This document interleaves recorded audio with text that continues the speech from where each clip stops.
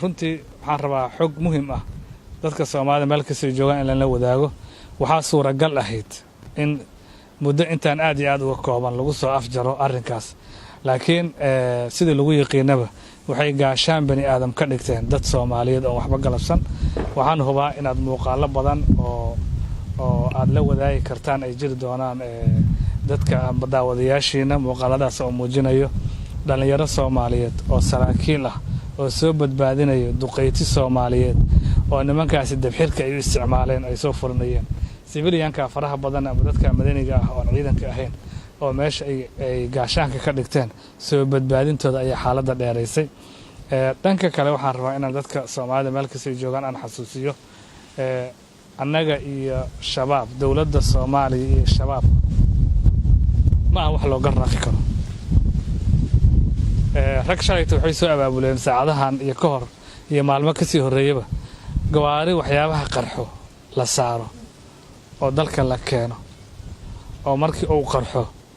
xigtadeeda ay noqoto in qoryo iyo rasaas inta la qaato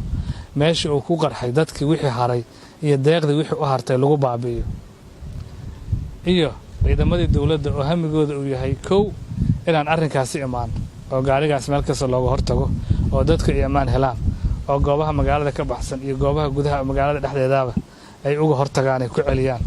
haddii ay dhacdo inuu soo jiiro sidii xalay timid dhacday oo taleex maxaan ku yiraahdaa checkpointiga ay soo jireen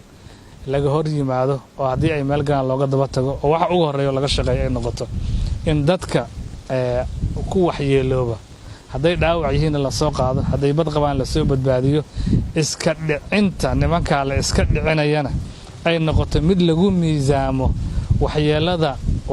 la'aanta dadka ay iyagu gabaad ka dhiganayaan waxa laga yaabaa masawirkaas dadka Soomaalida inuu macno badan u fasiri doono markay arkaan sarkaalka Soomaaliyeed wiilka Soomaaliyeed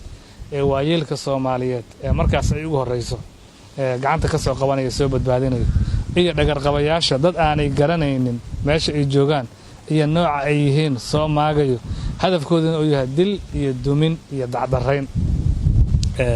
baraha bulshada in badan waxaan ku arkaa iyadoo lagu eedeynayo dawladda Soomaaliya ee dhacdooyinka noocan markay dhacaan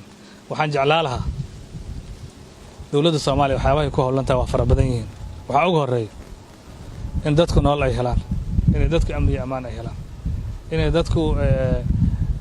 hope amba rajo ay helaan mas'uuliyaddeenu waxay ahayd intaanay arrintaan u dhicin inaan ciidan badan ku fidinay dalka afartiisa gees magaalada Muqdisho maalin kasta ciidamo aan soo tababarnay iyo tira cusub ayaan dhignay hadafka aan kaga leenahay ma ahan